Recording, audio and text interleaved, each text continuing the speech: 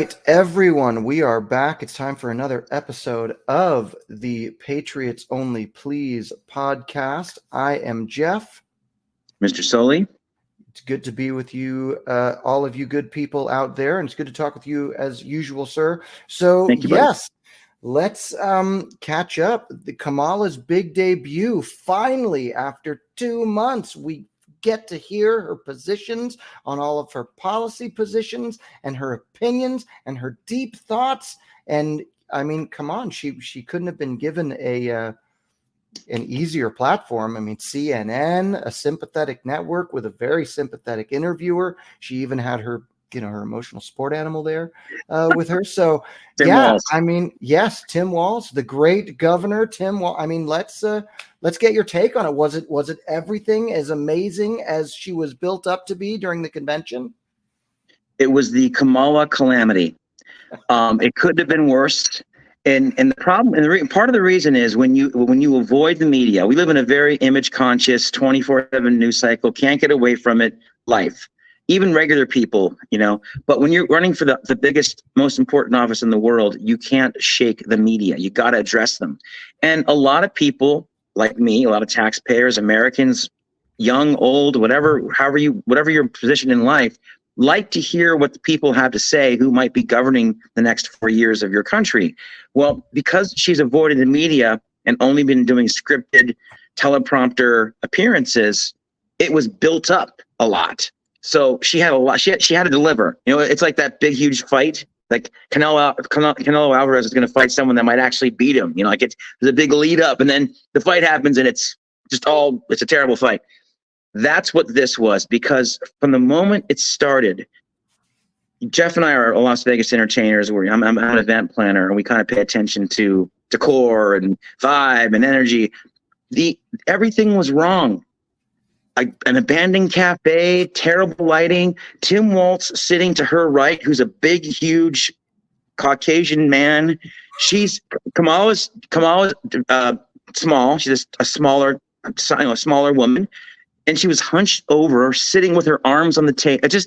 And then Dana Bash, full profile shot. Like, all attention was on Dana Bash, if you think of it visually, right? Sure. Which is exactly the wrong thing. You want the interviewer to be off camera and need to be focused on the people running for the office. It just looked terrible. And then right away, the questions were just softball questions. It's not the SATs.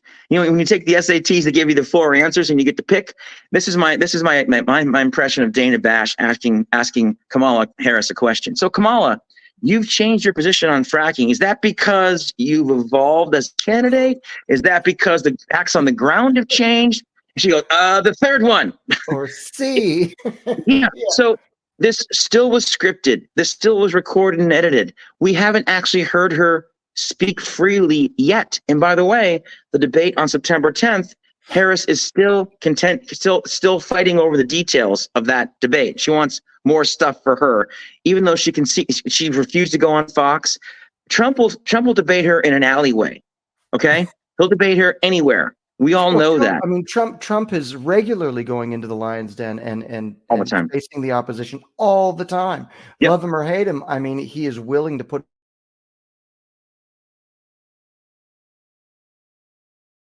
with the media just fawning all over her. Still can't hold her own in a simple interview, let alone sitting across the table from Vladimir Putin or any of the other foreign dictators out there. I mean, seriously, exactly. This is who we want leading. She can't even conduct an interview. She doesn't even know what she believes herself, let alone leading the free world. So let's be honest. This was an infomercial. It was not an interview. It was designed to make her look presidential. The problem is she's not presidential, and all I can keep thinking about again and again while I watched it for a second time, took notes.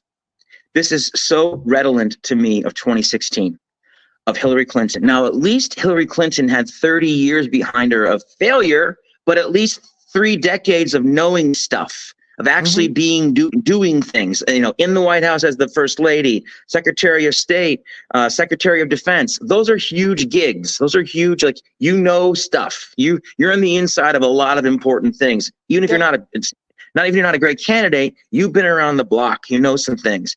Kamala inherited a Senate seat in California.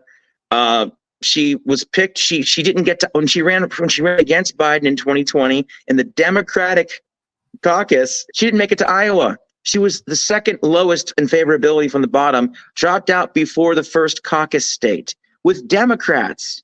Okay. A month and a half ago, she was invisible for the last almost 4 years, invisible. And to quote the great Bill Maher, silent as an electric car. And now she's the savior to all the problems that she and Biden created.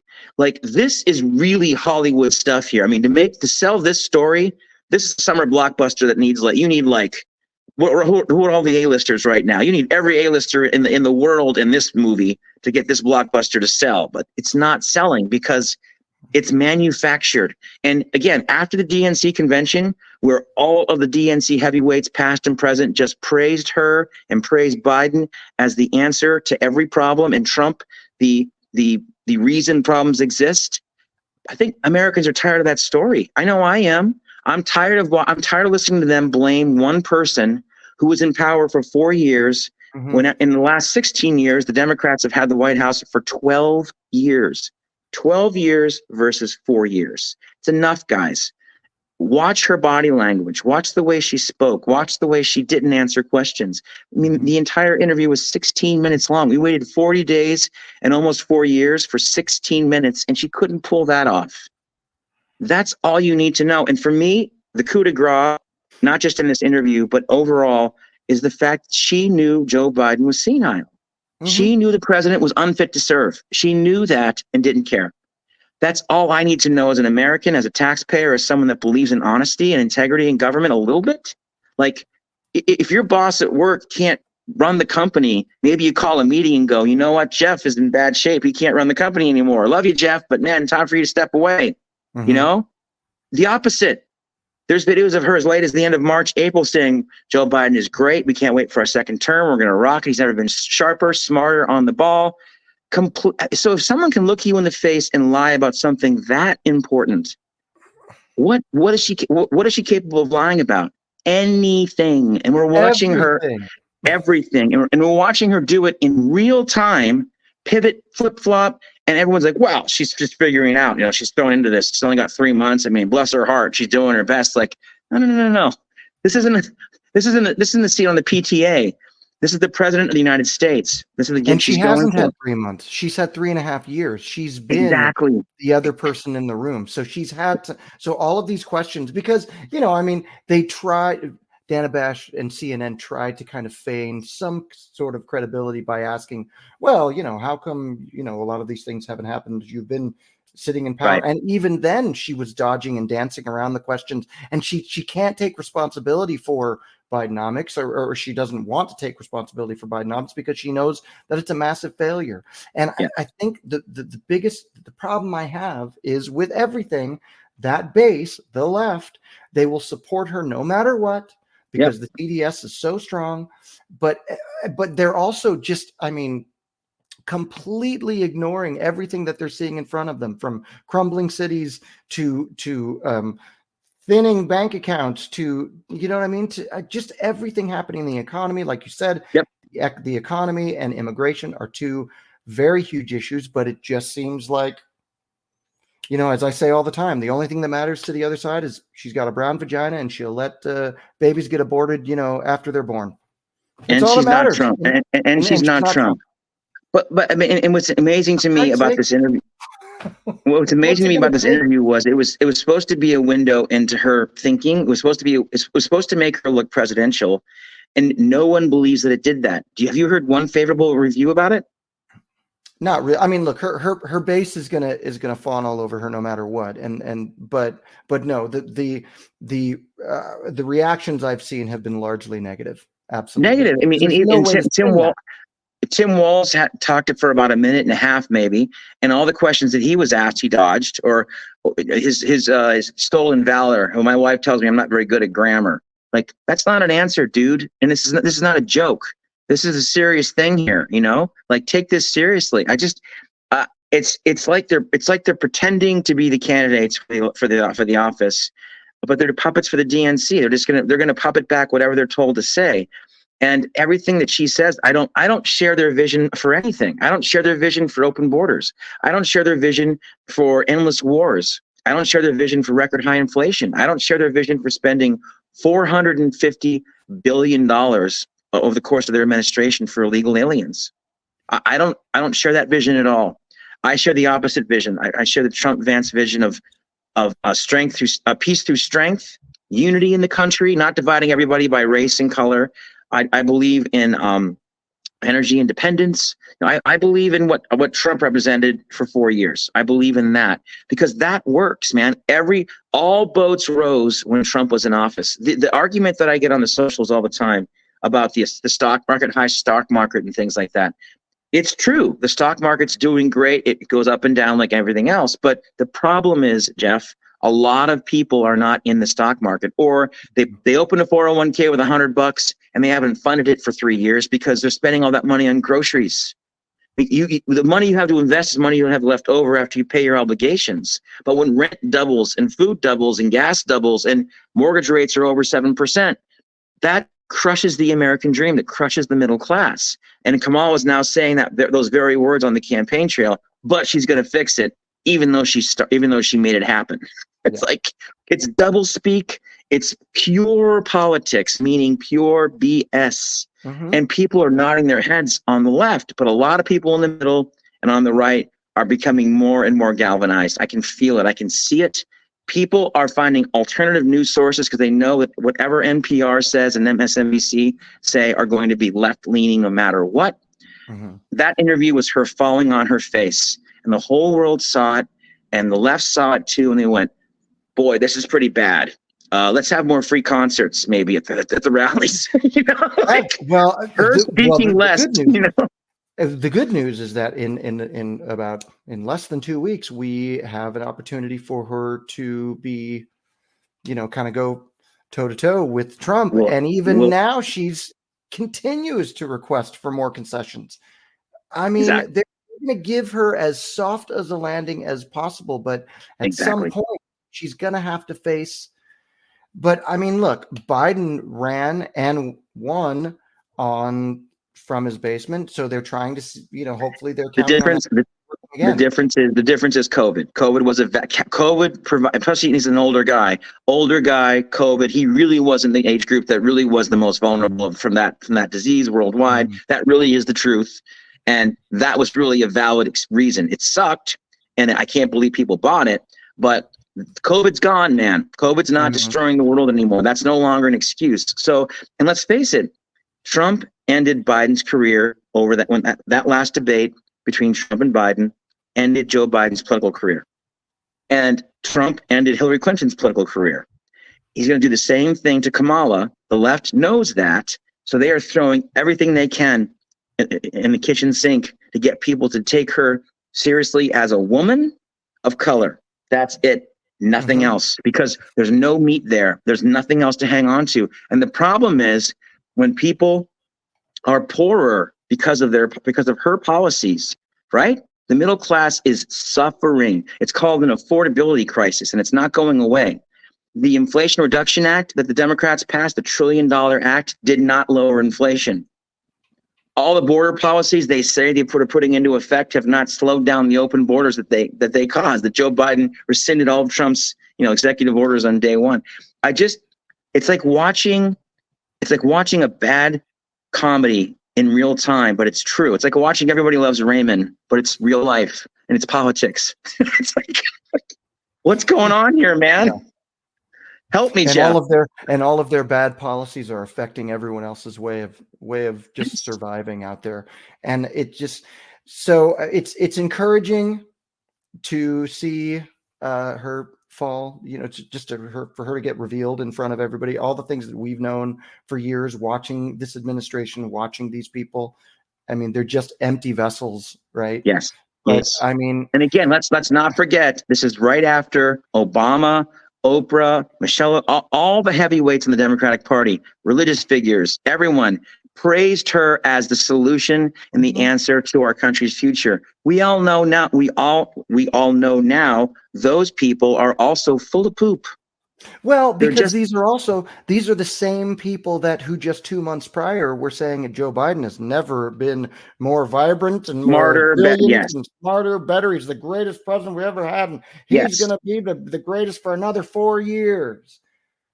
I mean, It, they've just it's been it feeding us this bullshit over and over and over again, and it's it's it's it's getting to the point where it doesn't matter what echo chamber you live in. Okay, if no matter what side you're on, it's becoming unavoidable. I mean, her performance in front of the nation, regardless of how much you hate Trump, at some point you have to go, yeah, she's really an idiot. Or yep, no matter how much you hate Trump, just like you had to concede finally, like all of the big Democrat donors, like George Clooney had to concede that Joe is just not up to the job. She's not up for the job. The no, guy that's done the job before, when the country was arguably at its most prosperous in recent memory, yes, is capable of doing that job again, or at least, we believe that he is capable of doing that again. Now, I guarantee you that should he get in, it's going to be an uphill battle like you've never seen. It's going to be impeachment of 1, 2, 3, 4. They're going to spend their course, entire time trying to get rid of him. They're going to challenge every piece of legislation, any yep, further judicial yep, appointments, anything like that. They're going to block him at every turn. If they even allow the election, it'll be interesting to see if Trump actually pulls it off, and they're the ones that are saying, for the next a stolen election, and they yep, start, and because they yep, will. yep. So anyway, that's a whole other story. But Let's get him to elected. getting Let's get back him to, elected first. let's get him elected Let's get him first. elected first. So to Yeah. wrap up the interview really quickly, then I want to make some other points if I may. It was a disaster. It was probably the worst outcome it could have been, apart from her falling off her chair and landing on her head. But a child could watch that and go, "Are they pretending to talk? Are they?" Because even when Dana Bash had kind of a slight gotcha moment, no follow up. But when you watch Dana Bash interview JD Vance, jugular, jugular, jugular, jugular, jugular. Average people that don't pay attention much can tell the difference, right? Everyone's been in the hot seat in the principal's office. Everyone's gotten some trouble in their lives. Their mom or dad yelling at them. I mean, people know the difference between, honest journalism and what that was. That was an infomercial. And it was even a poor infomercial because Walz didn't look like he wanted to be there. Kamala didn't look like she wanted. Her body language was awful.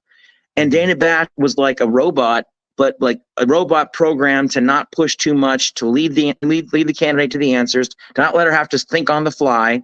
And it was obviously a staged production, a scripted narrative like everything else Kamala Harris has ever done in her life. And by the way, that's just what we were allowed to see.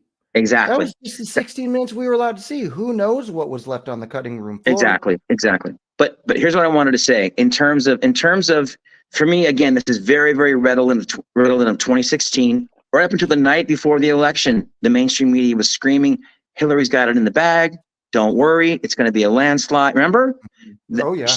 They all got it wrong. That can happen. That's going to happen again. A, and B. Let's not forget to recognize the victories that we've had on the conservative side in the last, let's say, 6 months. And since Trump left office, Roe versus Wade getting thrown back to the states, huge. Women can still get abortions. We believe in women's rights, but it's state by state because we are a constitutional republic. We're not a democracy. So that makes perfect sense to us. Just now, in the last couple of weeks, the Supreme Court blocked Biden from paying off more student debt. Separate states are now blocking Biden's Title IX changes, so men can't compete in women's sports in Louisiana. You know what I mean? I mean, states are fighting back against Joe Biden's and Kamala Harris's tyranny. That's a great sign. That's what the Constitution. Read the Constitution, guys. Read the Bill of Rights. It's all about us being protected from this kind of government. Just think about that. The Democrats right now, Joe Biden, Kamala Harris, their surrogates, are the reason the Constitution was written. They're exactly who the framers of our country, the founders of our country, did not want to be in power. And if they were, there were safeguards in place to protect us from them, from that kind of censorship. And we know now that from the Twitter dump, we know now that the FBI and DOJ under Joe Biden and Kamala Harris's orders quieted conservative voices in the run-up to the 2020 election. We know that as a fact. Elon Musk is here. Time and date stamped everything, showing the weekly meetings of how to suppress conservative voices. And Zuckerberg just admitting that, just flat out admitting, saying, yes, I was pressured by the... And he regrets it. He regrets it. And he regrets it. But Kamala does not regret Brazil blocking Twitter. Kamala does not regret Brazil blocking Twitter because that's misinformation. Kamala Harris, Joe Biden, Barack Obama, they are puppets for this globalist leftist uniparty that you talk about a lot. And I just can't believe people. I mean, they are the definition of an empty suit, and she's just a feminine empty suit. And I wish more people would actually pay attention to the policies or the lack thereof, because that's what really matters. We got no real answers out of this interview. I guarantee you there won't be another interview until after the debate. And Jeff, so again, back to the victories, the Title IX victories, the blocking the student loan forgiveness, all kinds of stuff. I mean, Roe versus Wade going back to the states, and our state of Nevada, we have a Republican governor. After COVID, the Democrat governor lost out to a Republican.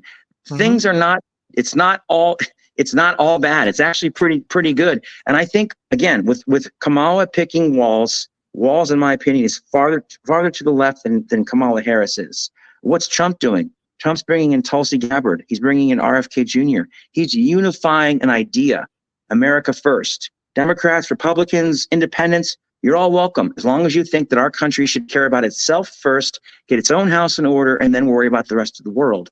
Democrats, exact opposite. Far, far, far left. If you're not with us, you're against us. We'll censor your speech. We'll cancel your career. We'll come after you. I mean, these are their words. Yeah, it's freedom over censorship. It's real American values over these far left, take it or leave it nonsense. I mean, I don't see how there's even. Go ahead. I'm sorry.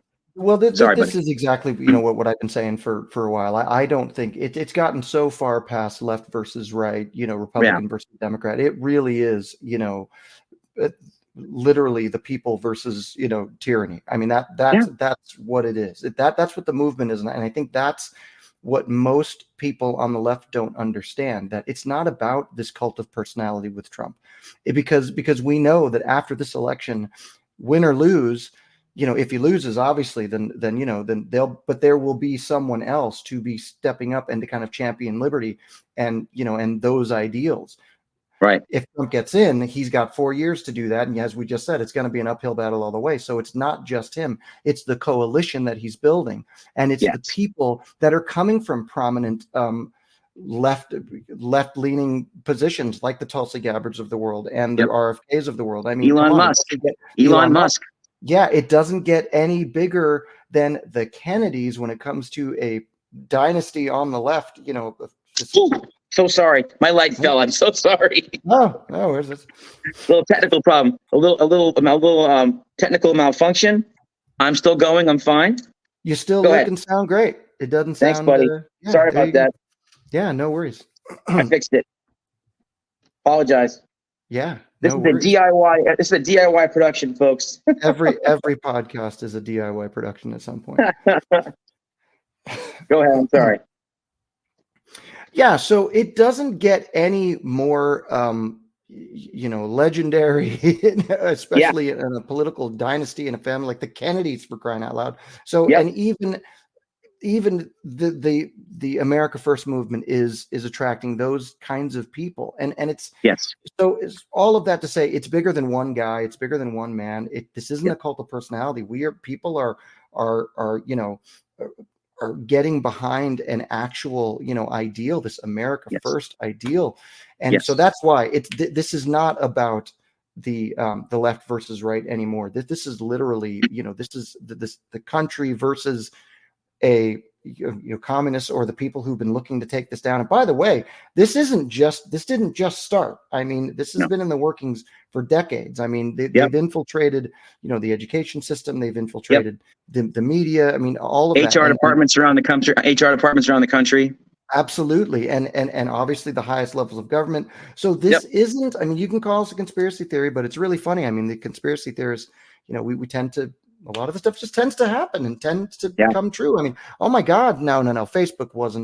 Social media wasn't censoring right-wing thought or ideas. Not at all. Why? This is a free country.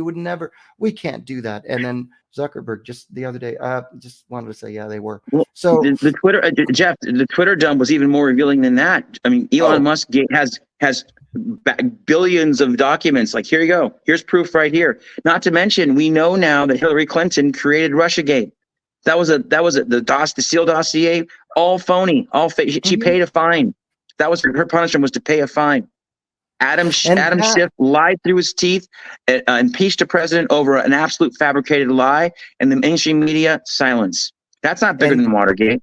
And that, I think, is what's so frustrating to those of us on the right, because we see them just continually getting away with it. And that's what also leads me to believe that the same people that are going to perpetrate this stuff are also the same people that are going to let them off the hook, which means it really is this managerial class, this deep state, if you will. It's not just these politicians. This goes so deep and so wide, left, right, center. I mean, these are just bad people that need to be removed from power. I agree. Right? I agree. Regardless of whether they were elected or if they are some sort of, again, deep state. But all of that to mean that Trump's campaign represents a larger movement. It's not just about the man. And conversely, on the other side, what do they stand for? You could say, well, what do we stand for? We stand for America first. We stand for secure borders. We stand for, obviously, more prosperity and less, government interference and smaller government. Smaller government. Okay. Lower taxes. Lower taxes. What does the other side stand for? The opposite. Open borders, endless wars, energy dependence, high prices, high inflation, soak the middle class. California is just doubling down on this. I mean, California just approved $150,000 to illegal immigrants to buy homes. No one in California can afford to buy a house, but illegal immigrants are going to get $150,000 to buy a house. If I were a taxpayer in California, I would pack up and move right now, like this today, because it's enough already. It's enough already. It's a symbolic gesture, but I mean, it's ridiculous, and there's no end to it. And like you said, I think what people need to realize is the left is now the enemy of the people. I mean, the left is now the enemy of the people. They're championing their own interests. The political class and the globalists on the left are just taxpayers, are just the sheep that pay the bills. I can't believe that people are. I don't share the vision of someone who wants to take my tax dollars and give it to complete strangers who have contributed nothing to this economy ever. I've been here my whole life. I've been paying into the tax system for over 30 years. I should have a say in how my taxes are spent. Not with the left. The left is, this is what we're going to do. You're going to like it. If you don't like it, you're a racist. I don't share that vision. I don't share that vision. So to wrap things up, this little special edition that we wanted to do based on the recent interview with Kamala Harris, Tim Walz, and Dana Bash on CNN, which was a travesty in my opinion. It was a terrible dress rehearsal for a very, very bad, incompetent, ill-prepared person who's not a president, who's not a leader, who's barely a politician. This is what you get when you install someone not qualified to do anything. And again, I hearken back to Hillary Clinton in 2016, who, despite her wonky, true knowledge of the inner workings of the political system at the highest level, that's all true, doesn't mean she's a great politician. Doesn't mean she's a great candidate. Doesn't mean she's a great spokesperson for America. She was and will never be any of those things. And that came through every time she spoke. That insincerity came through. I know for a fact, back in the day, her speechwriters that wrote her speech that ended up on her teleprompters would literally have cues and, Hillary, smile at the people now. Hillary, nod your head yes now. Like, they had to cue her to be more human because she's a robot. Yep. And Kamala is even not that. She giggles. She's got a giggling tick when she's nervous, and she's always nervous because she doesn't know anything. All she knows is what they tell her to say, And now all of a sudden she's been thrust on the world stage with very, very little preparation and no experience. And the experience that she does have is of lying, manipulating people, and being a total partisan hack, an ideologue on the far, far left, which most Americans are not on the far left, man. Even Democrats are in the middle. So it's this fringe part of the party that's pulling them even farther to the left. In the meantime, Trump is unifying Democrats, Republicans, independents, Latinos, African American men, Asians. You know what I mean? It's people are realizing that being poor because the party in power wants to spend your money on everything that's not America first is probably not good for my future or my kids' future. Absolutely. And with regards to Kamala's cackle, she has dialed. You can tell, especially on that interview, that she was being forced. Like, you better not do that. 100%. They coached, and that's why she was. She didn't really. She couldn't even move. She couldn't even figure out what the hell to do. They coached her on how to act because everything about her makes her less favorable, less likable. But that's who she really is. Again, like Hillary Clinton in 2016, with cues about when to smile, when to look up at the people, when to smile, and when to put her hands in the air, and like they're not. Whatever you think of Trump, the guy is the guy. You can't take your eyes off of him when he starts talking. Clinton had that. Barack Obama had that. Trump has it in his own way. He's nothing like those guys in terms of the way he speaks, but he's a commanding presence, and you can't deny that. The numbers at his rallies attest to it. People aren't getting paid to go.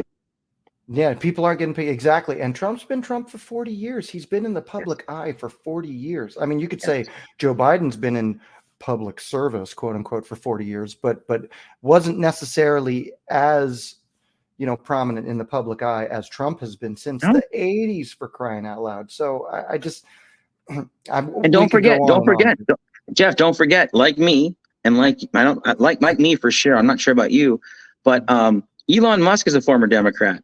Donald Trump is a former Democrat. Tulsi Gabbard is a former Democrat. I'm a former Democrat. RFK Jr. is a former Democrat. And what we don't know, and what the polls are not going to show, are how many other Americans who are currently registered Democrats are either not going to vote, who are going to vote for Trump, because they can't talk about it to their own party. That's anathema. But they can't vote for someone like Kamala either. And Biden's out, and Barack is gone. So it's like they might. I mean, I think a lot of them are going to sit it out, man.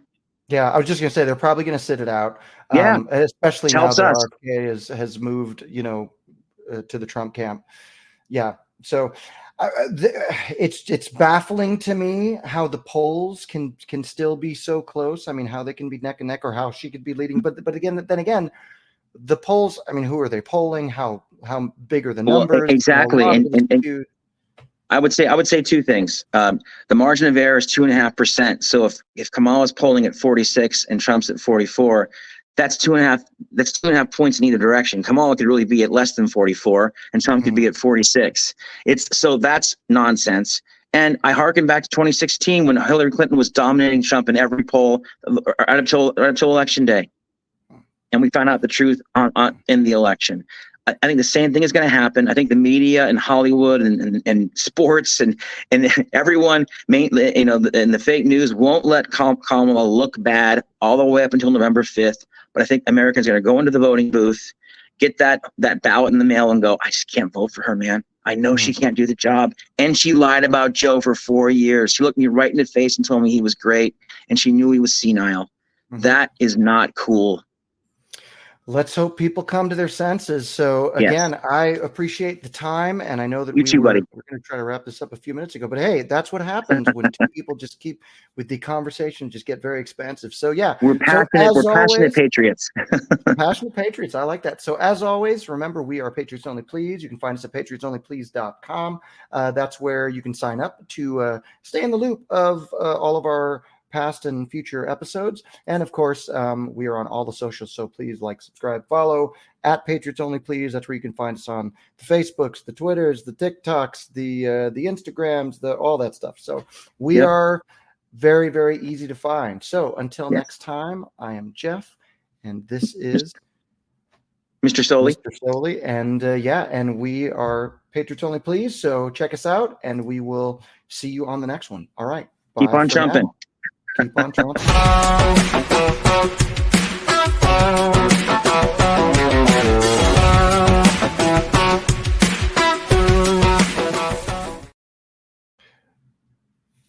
5, 4, 3, 2, 1, end recording.